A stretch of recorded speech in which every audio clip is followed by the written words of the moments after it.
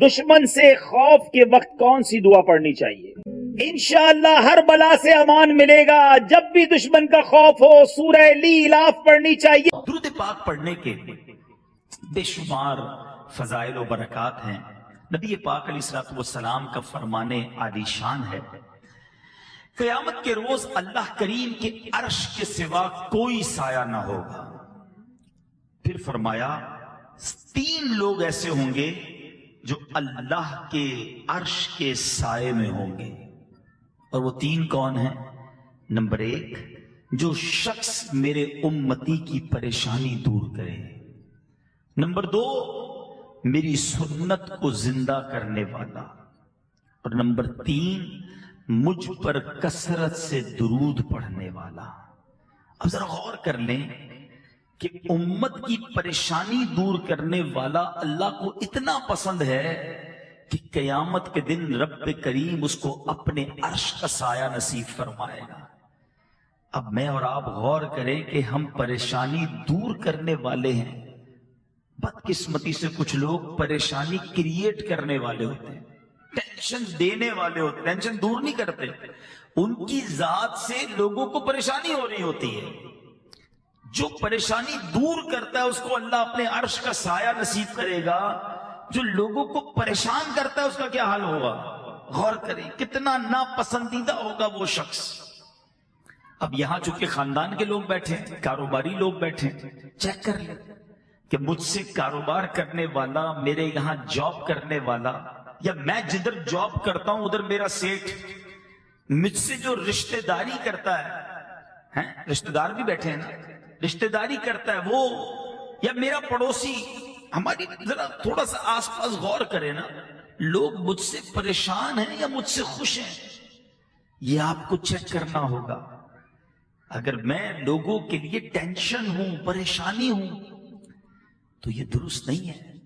اللہ کو پسند ہے وہ شخص جو لوگوں کی پریشانی دور کرے. اور کچھ لوگ واقعی ہوتے ہیں ماشاءاللہ، میں نے دیکھا ہے، آپ نے بھی دیکھا ہوگا کہ لوگ پریشانی کے وقت ان کے پاس جاتے ہیں کہ یار یہ ٹینشن ہو گیا ہے، وہ بولتے ہیں فکر نہیں کرو میں تمہارے ساتھ. اور یہ بھی ایک حدیث پاک ہے. حدیث پاک کا مضمون ہے کہ اللہ نے کچھ لوگوں کو لوگوں کی حاجتیں پوری کرنے کے لیے پیدا فرمایا ہے. کیا بات ہے! میں یقین کرے وہ حدیث جب سے پڑھی ہے نا، ایمان تازہ ہو گیا کہ یہ کیسے لوگ اللہ ان لوگوں میں ہمیں بنا دے. اور آقا فرماتے یہی لوگ کامیاب ہے اور اللہ ان سے راضی ہوگا. حدیث پاک کا مضمون ہے رب نے بنایا اس لیے ان کو کہ لوگ اپنی حاجتوں کے لیے، اپنی پریشانیوں کے لیے ان کے پاس جائیں گے اور وہ ان کے لیے آسانی پیدا کریں گے. اور ایسے ہوتے ہیں ماشاءاللہ، کبھی خاندان میں دیکھتے ہیں، مارکیٹوں میں بھی ایسے بزرگ ہوتے ہیں. لیکن میں اور آپ ایسے ہیں. اب فیملی کے لوگ بیٹھے، ہم غور کریں کہ ہم اپنے ماں باپ کے لیے، اپنے بھائی بہنوں کے لیے، اور بالخصوص اپنے سسرال والوں کے لیے ہم پریشان بناتے ہیں، ہم پریشانی کریٹ کرتے ہیں یا آسانی کرتے ہیں؟ آج کل تو یہ مزاج بنا ہوا ہے نا کہ جناب اپنی فیملی کے ساتھ تو ٹھیک ہے، سسرال والوں کے ساتھ ذرا ٹائٹ رہنا ہے. ہاں ادھر اتنا جھک کے نہیں رہنا ہے، ان کو ٹینشن دینی ہے، دیر سے جانا ہے، سب سے آخر میں جانا ہے، تم جب تک نہ جاؤ تو کھانا شروع نہیں ہونا چاہیے. یہ کیا ہے؟ ہمارا کام آسانی دینا ہے.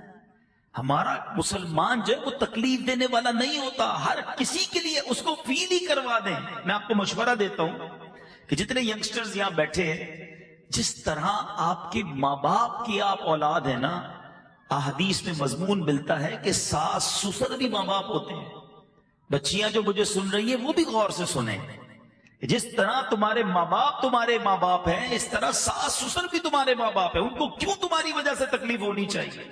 بالکل اسی طرح ادب کریں، خیال رکھیں، تکلیف نہ دیں. مگر آج پرابلم یہ ہے کہ ہماری وجہ سے لوگوں کو پریشانی ہوتی ہے. غور کریں.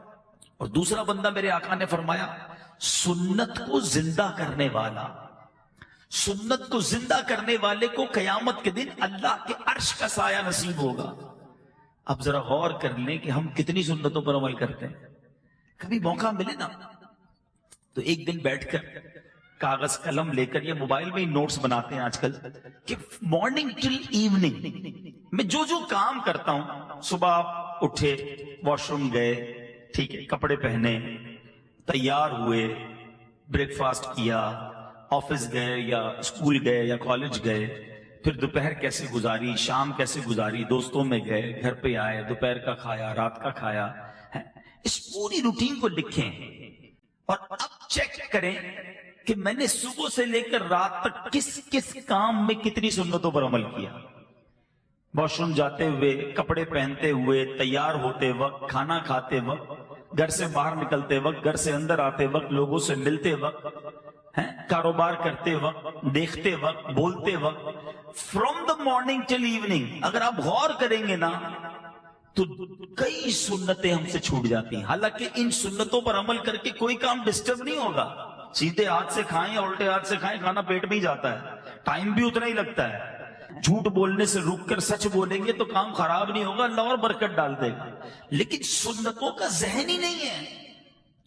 اور تیسری بات، نبی پاک علیہ الصلوۃ والسلام نے فرمایا درود پاک کثرت سے پڑھنے والا قیامت میں اللہ کے عرش کے سائے تلے ہوگا۔ اگر چاہتے ہو کہ قیامت کے دن کی گرمی سے محفوظ رہیں تو کثرت سے درود پاک پڑھیں، فضول باتوں سے اپنے آپ کو بچائیں، چلتے پھرتے اٹھتے بیٹھتے درود پاک پڑھتے رہا کریں۔ آج ایک مختصراً قرآنی واقعہ میں آپ کو سنانا چاہتا ہوں، اور اس واقعے کو سنانے کا ایک مقصد یہ بھی ہے کہ ہم اللہ کے کلام کو پڑھتے کتنا ہے اور اس کے بارے میں جانتے کتنا ہے۔ حالانکہ یہ اللہ کا کلام ایک بہت بڑا خزانہ ہے، انفارچونیٹلی قرآن سے ہم بہت دور ہو گئے ہیں۔ اس بات کو یوں سمجھیے کہ ایک بوڑھی خاتون ایک گاؤں میں رہتی تھی اور اس کا بچہ باہر بیرون ملک کمانے کے لیے گیا، ماں بیمار تھی، غریب تھی، علاج کے پیسے بھی نہیں تھے، کھانے پینے کے پیسے بھی نہیں تھے۔ بیٹا ہر مہینے خط لکھتا، ماں کے پاس اینولپ آتا، ماں اسے کھولتی، ارے میرے لال کا خط آیا ہے۔ بیچاری پڑھی لکھی تھی نہیں، اس خط کو چومتی اور ایک دراز میں رکھ دیتی۔ اگلے مہینے پھر خط آتا، پھر ماں چومتی، میرے لال کا خط آیا ہے، آنکھوں سے لگاتی، پھر اس دراز میں رکھ دیتی۔ ہر مہینے خط ریسیو ہوتا رہا، ہر مہینے دراز میں جاتا رہا۔ ماں کے پاس ماں بیماری بڑھتی گئی، پیسے تھے نہیں، نہ دوائی لے سکی، نہ پراپر خوراک لے سکی۔ اسی بیماری میں ماں کا انتقال ہو گیا۔ جب کفن دفن کرنے لوگ آئے، گھر کی صفائی ہوئی، ایک دراز کھولی گئی، بہت سارے لیٹر نکلے اور ہر لفافے میں پے آرڈر تھا، منی آرڈر تھا۔ بیٹا ہر مہینے ماں کو رقم بیچتا رہا، مگر ماں پڑھی لکھی تھی نہیں، وہ چوم کر اس خط کو تو رکھتی رہی۔ ہزاروں لاکھوں روپے آ چکے تھے، اسے کیش کروا لیتی، علاج بھی ہو جاتا، خوراک بھی مل جاتی، گھر بھی بن جاتا۔ بیٹا ہر مہینے ماں کو بیچتا رہا، مگر بے پڑی ماں سمجھ ہی نہ سکی کہ یہ خط ہے یا میرے لیے پیسے ہیں۔ سچ بتاؤ قرآن کو ہم نے کیا کیا ہوا ہے؟ چومتے ہیں، آنکھوں سے لگاتے ہیں، ہر نئے گھر میں قرآن رکھتے ہیں، ہر نئی دکان میں قرآن رکھتے ہیں۔ اس میں کیا کیا خزانہ ہمارے لیے موجود ہے، اس میں کون کون سی نعمت چھپی ہوئی ہے، ہم میں سے کس کو پتا ہے؟ پڑھنے کا ٹائم ہی نہیں ہے۔ اگر پڑھیں گے نہیں تو اس کی برکتیں کیسے حاصل کریں گے؟ آج میں اللہ کے ایک نبی کا واقعہ آپ کو سنانا چاہتا ہوں۔ یہ وہ نبی ہیں جن کے ساتھ ایسا امتحان لیا گیا کہ one of the amazing story ہے۔ آپ حضرت یونس علیہ السلام ہیں اور آپ کا معاملہ یہ تھا، آپ کی قوم بت پرستی کرتی تھی۔ قرآن میں آپ کے واقعے کو بیان کرنے کے لیے پوری سورہ یونس موجود ہے، اور آپ نے اپنی قوم کو ڈرایا، بت پرستی نہ کرو، شرک نہ کرو، اللہ کی نافرمانی نہ کرو، ورنہ سخت عذاب آئے گا۔ قوم کہتی کہ وہ بت پرستی کرتی تھی، آپ کی بات مانتی نہ تھی۔ آخر کار آپ کی قوم کو آپ نے کہہ دیا بس اب عذاب آنے ہی کو ہے، کسی وقت بھی عذاب آ جائے گا، اب اللہ کی طرف سے عذاب آنے والا ہے۔ قوم نے کہا، پلاننگ کی، حضرت یونس پر نظر رکھو، اگر یہ ہمارے شہر میں ہیں تو عذاب نہیں آئے گا، جس دن یہ شہر سے نکل جائیں سمجھ لو عذاب آنے والا ہے۔ کمال کا عقیدہ تھا، بتوں کو پوچھتے تھے مگر دل میں یہ بھی جانتے تھے یہ اللہ کے نبی شہر میں رہیں گے، اللہ عذاب نہیں بھیجے گا۔ بہرحال آپ ایک رات تشریف لے گئے، قوم کو پتہ چل گیا، بادل بھی آ گئے، کالی بدلیاں بھی آ گئی، عذاب کے جو آثار تھے وہ نمودار ہو گئے۔ اب قوم نے کیا کیا؟ ساری قوم میدان میں جمع ہوئی، ننگے سر اب اللہ کی بارگاہ میں رونے لگے، جس پر ظلم کیا تھا اس سے معافی مانگنے لگے، اب جس کا قرضہ دینا تھا اس کے قرضے لوٹا دیے، بچے بوڑھے عورتیں روتے روتے اللہ کی بارگاہ میں دعا کرنے لگے، یا اللہ اب معاف کر دے، عذاب نہ بھیجیو، بت پرستی سے توبہ کرتے ہیں، حضرت یونس پر ایمان لے آئیں گے، اے اللہ اس بار عذاب کو ٹال دے۔ اتنا گر گڑائی قوم، اتنا گر گڑائی قوم کہ سبحان اللہ وہ آتا عذاب واپس چلا گیا۔ ادھر حضرت یونس علیہ السلام باہر شہر سے یہ سوچ کر چلے گئے تھے کہ جب میں واپس آؤں گا اس قوم نے تباہ ہو جانا ہے، مگر جب آپ واپس آئے تو کوئی عذاب نہیں آیا تھا، ایوری تھنگ از اوکے۔ تو لوگوں نے کہا حضور اپنی قوم کی طرف جائیے۔ کہا میں کیسے جاؤں؟ میں اگر قوم کی طرف جاؤں گا تو قوم مجھے جھوٹا کہے گی۔ اچھا ان کو یہ نہیں پتا تھا کہ قوم نے توبہ کر لی ہے اور حضرت یونس پر ایمان لانے کی نیت بھی کر لی ہے۔ ادھر حضرت یونس سمجھ رہے ہیں کہ میں اگر شہر میں چلا گیا تو انہوں نے تو مجھے قتل کر دینا ہے کہ تم جھوٹے ہو، تم نے کہا تھا اللہ کا عذاب آئے گا، عذاب آیا نہیں، کیونکہ آپ کو یہ حکم مل چکا تھا کہ عذاب آ رہا ہے۔ اب آپ اسی جس کو کہیں کہ کیفیت میں اس شہر میں داخل ہونے کی بجائے آپ باہر گئے، کشتی میں سوار ہوئے اور اس شہر سے باہر کہیں جانے کے لیے روانہ ہو گئے۔ ایک اور آزمائش، وطن تو چھوٹ گیا، اب کشتی بیچ سمندر میں جا کر رک گئی۔ اب اس زمانے کی قوم کا ایک اصول تھا کہ جو بھاگا ہوا غلام ہوتا تھا نا، وہ جب کشتی کہیں رک جائے تو سمجھ لو اس کشتی میں کوئی بھاگا ہوا غلام ہے۔ اب انہوں نے کہا کون ہے؟ تو ایک قرآن دازی ڈالی گئی اور اس قرآن دازی میں حضرت یونسی کا نام نکل آیا۔ بھری کشتی سے بیچ سمندر میں آپ کو انہوں نے دریا میں سمندر میں ڈال دیا۔ There is no life jacket on that time، کوئی لائف جیکٹ نہیں تھا، آپ کو سمندر میں ڈال دیا، کشتی آگے چلی گئی۔ اللہ کے نبی ہیں، آزمائش دیکھو۔ اب جب سمندر میں ڈوبنے لگے تو ایک بڑی سی مچھلی آئی اور حضرت یونس علیہ السلام کو اس نے نگل لیا۔ آزمائش پر ایک اور آزمائش، اللہ اکبر۔ مگر زباں پر شکوہ نہیں تھا، شکایت نہیں تھی کہ یا اللہ تیرا نبی اور میرا یہ حال۔ اللہ اکبر، آپ کی عاجزی دیکھیں، آپ نے اس مچھلی کے پیٹ میں وظیفہ کرنا شروع کر دیا۔ اور یہ کون سا وظیفہ تھا؟ لا الہ الا انت سبحانک انی کنت من الظالمین۔ جو آیت کریمہ ہم پڑھتے ہیں نا، یہ کہاں سے ملی ہے؟ یہ حضرت یونس علیہ السلام نے مچھلی کے پیٹ میں اس کا ورد کرنا شروع کر دیا۔ ایک عاجزی کا انداز تھا، ایک گر گڑانے کا انداز تھا، ایک توبہ کا انداز تھا۔ آپ پڑھتے رہے، مچھلی کے پیٹ میں رہے، کئی دن مچھلی کے پیٹ میں رہے۔ اس مچھلی نے آ کر کنارے پر آپ کو اگل دیا۔ اب جب آپ کنارے پر آئے، کمزور ہو چکے تھے، جلد بھی آپ کی بالکل نرم ہو چکی تھی، کھڑے ہونے کی بھی ہمت نہ تھی۔ اللہ کی شان دیکھیں، اللہ نے وہاں ایک کدو کی جو بیل تھی، ایک چھوٹا سا پودا آپ کے قریب اگ گیا، اسی سے آپ کو خوراک ملی، انرجی ملی، صحت ملی۔ اور کچھ دنوں کے بعد جب اپنے شہر آپ واپس آئے تو لوگوں نے آپ کو بڑی عزت کے ساتھ ویلکم کیا، آپ پر ایمان لائے اور ہنسی خوشی وہ زندگی گزارنے لگے۔ میرے میٹھے اسلامی بھائیوں، یہ واقعہ میں نے کسی سٹوری بک سے نہیں سنایا، یہ واقعہ میں نے آپ کو کسی ناول سے نہیں سنایا، یہ واقعہ قرآن مجید فرقان حمید میں اللہ تبارک و تعالی نے بیان کیا۔ مگر بدقسمتی یہی ہے کہ ہم جو ہے قرآن کو پڑھتے نہیں ہیں۔ چنانچہ سورہ یونس کی اگر آپ تلاوت کریں، 11ویں پارے میں یہ سورہ ہے، 97، 98، 99 آیت میں یہ واقعہ بڑی پیار سے، بڑی تفصیل سے موجود ہے، اور اگر اس کی تفسیر پڑھیں گے تو مزید اس کے بارے میں معلوم ہوگا۔ میں نے یہ واقعہ آج کیوں بیان کیا؟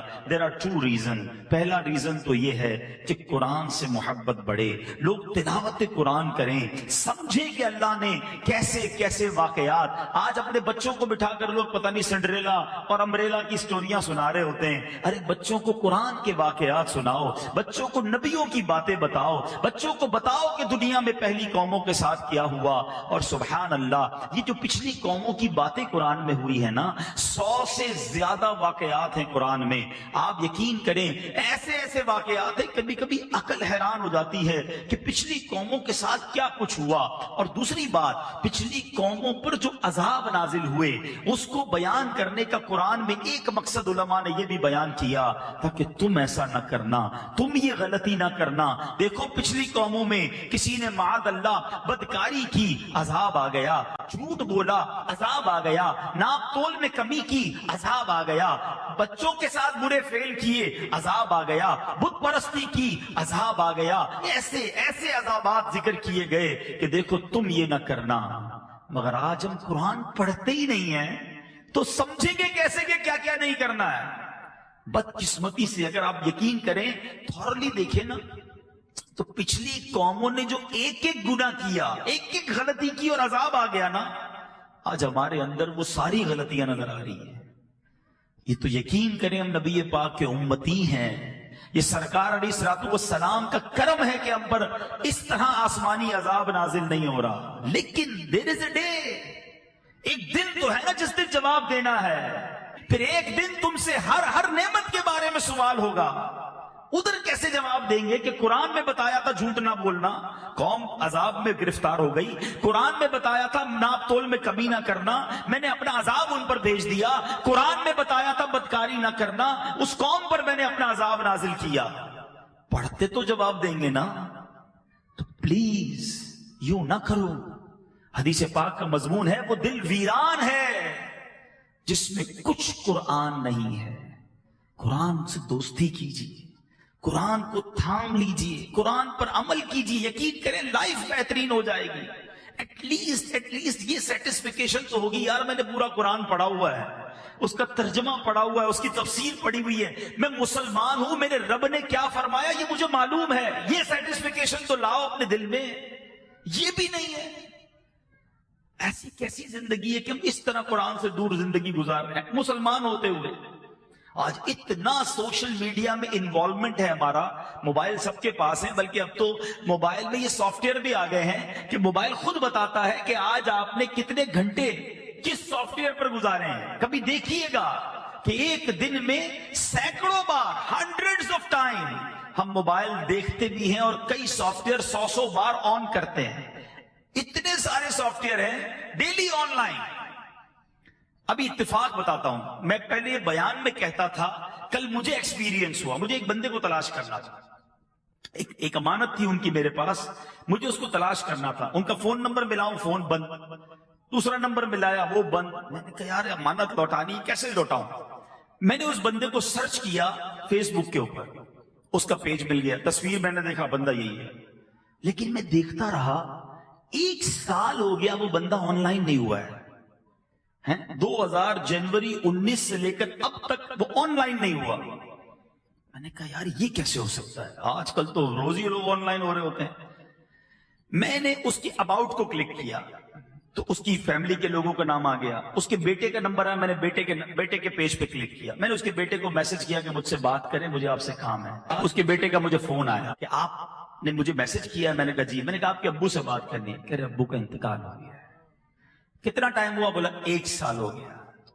میں یقین کرے یہ بات بیان میں کرتا تھا، آج میرے ساتھ یہ بات پروف ہوئی کہ میں اور آپ مر جائیں گے، سافٹ ویئر آف لائن ہو جائیں گے۔ لوگ سوچیں گے 6 دن ہو گئے آن لائن نہیں ہوا، بندہ کدھر گیا؟ پتا چلا قبر میں چلا گیا ہے۔ جب میں اور آپ قبر میں جائیں گے نا، each and every software become offline, مگر جس کے دل میں قرآن ہوگا، قرآن قبر میں بھی آن لائن ہو جائے گا۔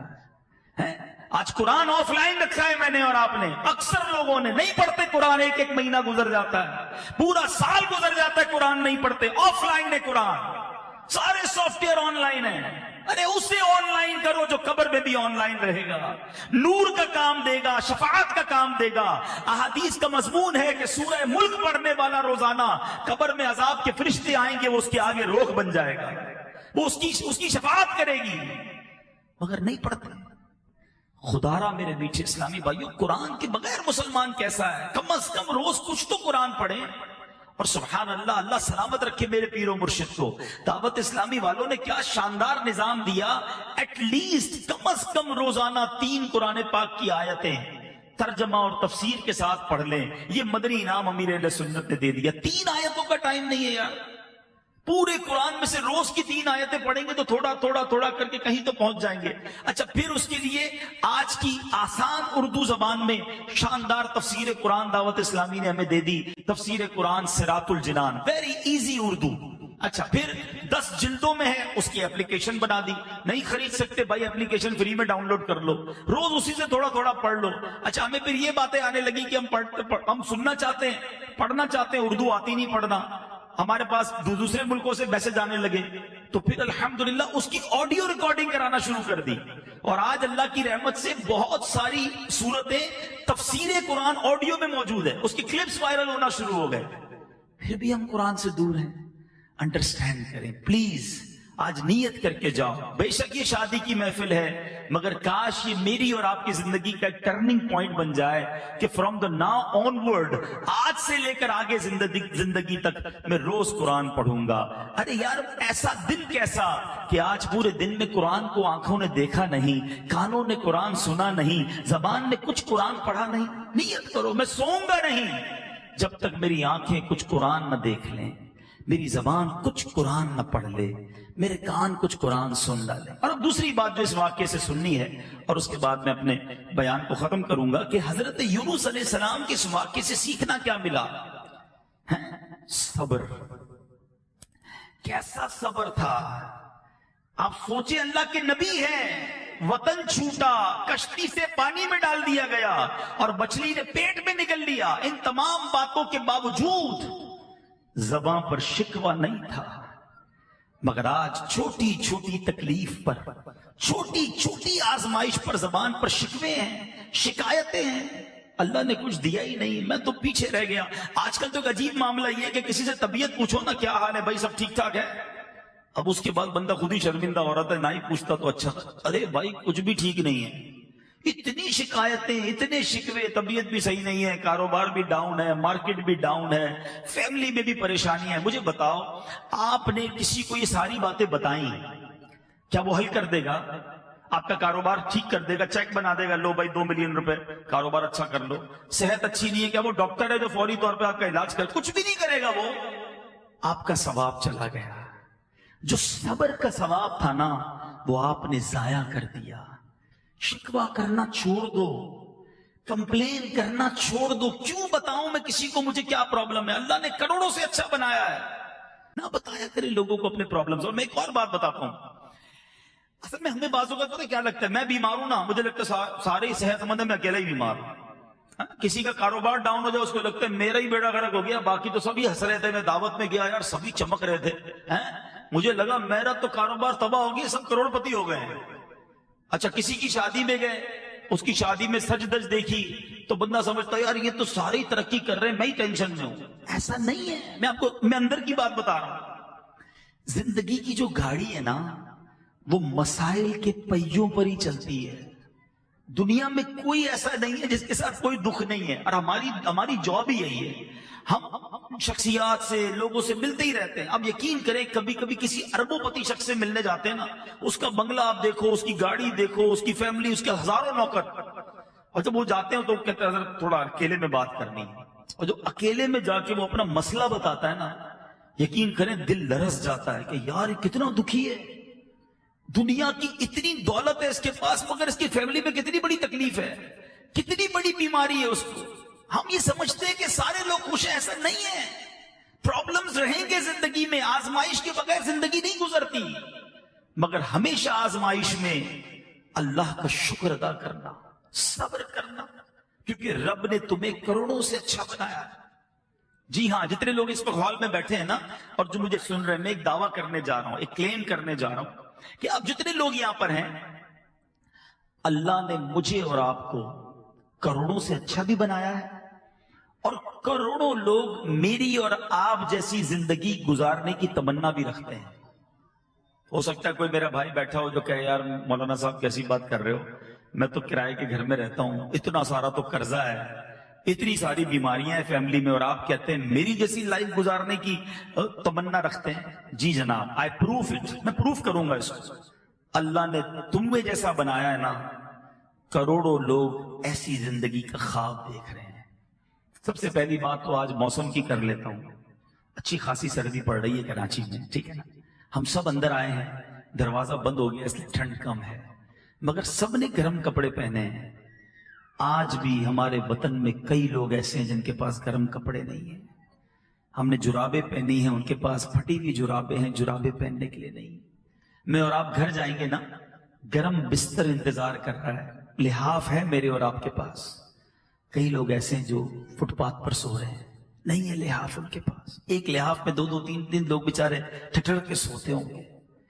میں اور آپ آج دوپہر کا کھانا کھا چکے ہیں، ابھی بھی لاکھوں لوگ ایسے ہیں جنہوں نے آج دوپہر کا کھانا نہیں کھایا۔ ہم سارے پیدل چل کر اس دروازے سے اندر آئے ہیں، کئی ایسے ہیں جن کے پاس پیر ہی نہیں ہے، ہم ہاتھ سے کھاتے ہیں، کئی ایسے ہیں جن کو نالیوں سے خوراک دی جا رہی ہے۔ میں اور آپ اپنے واش روم میں جا کر ایزیلی فارغ ہو جاتے ہیں، کئی لوگ ایسے ہیں جو اپنا یورین بھی پاس نہیں کر سکتے۔ میں پچھلے دنوں ہمارے بہت کلوز فیملی میں میرے ایک ریلیٹیو ہیں، ان کو ڈائلسس ہوتا ہے، اللہ ان کو شفا عطا فرمائے۔ انہوں نے ایک بات مجھے کہی، ہلا کے رکھ دیا۔ ایک بار میرے ہاتھ میں گلاس تھا پانی کا، کہتے عبدالحبیب بھائی میں پورے دن میں ایک گلاس پانی نہیں پی سکتا، ترستا ہوں کہ میں ایک گلاس پورا پی لوں۔ میں نے کہا کیوں نہیں پیتے؟ کہتے مجھے ڈاکٹر نے کہا ایک گلاس سے کم پانی پینا، ایک سے زیادہ پی لو گے تو ڈائلسس میں پرابلم ہو جائے گی۔ یار میں سوچتا رہ گیا۔ ہم ایک جگہ ان کے ساتھ بیٹھے تھے، سوپ پی رہے تھے، آج سردی ہے نا، بڑے مزے سے سوپ پیتے ہیں، سوپ پی رہے تھے۔ میں نے کہا سوپ تو پی لو، کہتے یہ بھی لکوڈ ہے، لکوڈ اپنے اندر میں داخل نہیں کر سکتا ورنہ مجھے ڈائلسس میں پرابلم ہو جائے گی۔ آپ سوچو تو صحیح یار، اللہ کی نعمتیں کتنی ہیں ہمارے پاس۔ ہمارے ایک بہت اچھے دوست ہیں اور اللہ نے بہت نوازا ہے، اربوں پتی کہوں تو کم نہیں ہوگا۔ میں ان کے والد صاحب کو فالج کا اٹیک ہوا، یہ واقعہ سنیے گا۔ ان کے والد صاحب کو جب فالج کا اٹیک ہوا، میں ان سے ملنے گیا، فالج کے اٹیک سے وہ ٹھیک ہو گئے، باتیں بھی کر رہے تھے، اللہ نے کرم کیا، مگر ایک پرابلم باقی رہ گیا۔ وہ پرابلم کیا تھا کہ ان کے منہ میں، یعنی اب ایک بات سمجھیے گا کہ ان کے منہ میں، اب جیسے یہ گلاس ہے نا، یا کوئی بھی نوالا یا پانی کا گھونٹ ہم پیتے ہیں، دیکھیں میں اور آپ جب نگلتے ہیں نا، ہم جب یہ کرتے ہیں تو یہ نوالا یا گھونٹ اندر جاتا ہے۔ آپ زبان پر نوالا رکھ دیں یا گھونٹ رکھ دیں، وہ خود اندر نہیں جائے گا، ہمیں ایک ایکشن کرنا پڑے گا جس سے وہ حلق کے اندر اترے گا۔ ان صاحب کو بیماری یہ ہو گئی کہ سارا جسم ٹھیک ہو گیا، جو فالج ہوا تھا دماغ میں اس کا ایک حصہ ڈیمیج ہوا، اور یہ دماغ کا وہ حصہ تھا جو انسان کے اس ایکشن کا آرڈر دیتا تھا کہ انسان حلق سے نوالا اتار لے۔ وہ کہتے سب ٹھیک ہے، دیکھیں عبدالحبیب بھائی آپ کے سامنے باتیں بھی کر رہے ہیں، مگر منہ میں نوالا رکھ دیں تو نوالا نگل نہیں سکتے۔ میں نے کہا اس کا علاج کیا ہے؟ کہتے ڈاکٹر، بڑے بڑے ڈاکٹرز کو دکھایا، میں نے بتایا نا بہت بڑے، اللہ نے بڑا نوازا ہے ان کو۔ کہتے ڈاکٹر کہتے ہیں کوئی علاج نہیں ہے، انتظار علاج ہے۔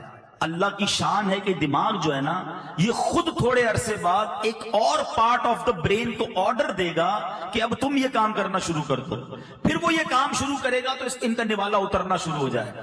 15-20 دن مہینہ گزرا، میں نے پوچھا اب ابو کی طبیعت کیسی ہے؟ کہ ابو بالکل ٹھیک ہو گئے، نوالا اترنا شروع ہو گیا ہے۔ یار آپ سوچیں کہ میں اور آپ جو ہر نوالا کھا رہے ہیں، ہر گھونٹ پی رہے ہیں، اس میں اللہ کی کتنی بڑی نعمت ہے ہمارے ساتھ۔ لوگ نوالا نہیں اتار پا رہے جن کو یہ بیماری ہے۔ خدا را قدر کرو رب کی نعمتوں کی، شکوہ نہ کیا کریں۔ پریشانی چھوٹی سی آتی ہے اور ہم شکوہ شکایت کا دفتر کھول دیتے ہیں۔ بات تھوڑی سی صوفیانہ ہے، بڑی باریک ہے، لیکن آپ سمجھیں گے تو بہت گہری بات ہے۔